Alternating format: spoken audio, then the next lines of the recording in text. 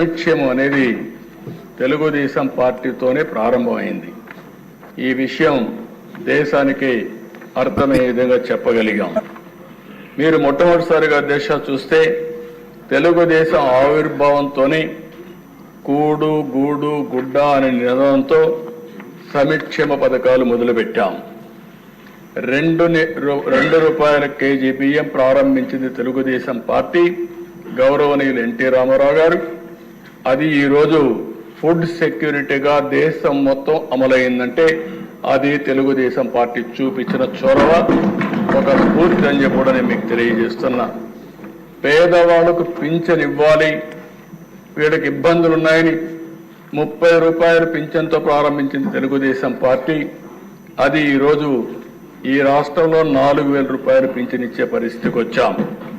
ఇంకో పక్కన దిశ రైతుల్ని ఆదుకోవాలని 50 రూపాయలకే హార్స్ పవర్ విద్యుత్ కానీ, మొట్టమొదటిసారిగా పేదవాళ్లు ఉండవలసింది గుడిసెల్లో కాదు, వీళ్ళకు కూడా పక్కా ఇళ్ళు ఉండాలని పక్కా ఇళ్ళ నిర్మాణం ఏర్పాటు చేయడం, జనతా వస్త్రాలు లాంటి కార్యక్రమాలన్నిటికి కూడా 40 ఏళ్లకు ముందే టీడీపీ నాంది పలికింది అధ్యక్ష.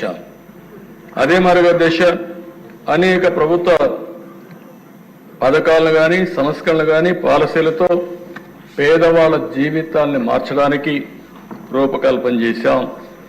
2014లో కూడా 16,000 కోట్ల లోటు బడ్జెట్తో పరిపాలన ప్రారంభించిన 120 సంక్షేమ కార్యక్రమాలకు శ్రీకారం చుట్టాం. గిరిజనులకు, దళితులకు 27 పథకాలు, ముస్లింలకు ఒక 10 పథకాలు, బీసీలకు ఆదరణ వంటి పథకాలతో ముందుకు పోయిన అధ్యక్ష. సమైక్య ఆంధ్రప్రదేశ్లోని గర్ల్ చైల్డ్ ప్రొటెక్షన్ స్కీమ్ కింద 5,000 రూపాయలు బ్యాంకులో డిపాజిట్ చేసి అందులో వచ్చే వడ్డీ, ఆ ప్రిన్సిపల్ అమౌంట్ ఆడబిడ్డల భవిష్యత్తుకు భరోసా ఇచ్చిన పార్టీ తెలుగుదేశం పార్టీ అని చెప్పి కూడా మీకు తెలియజేస్తున్నాను. ఇదే కాకుండా అధ్యక్ష, పోయినసారి అయితే దగ్గర 120 స్కీములు తీసుకొచ్చాం.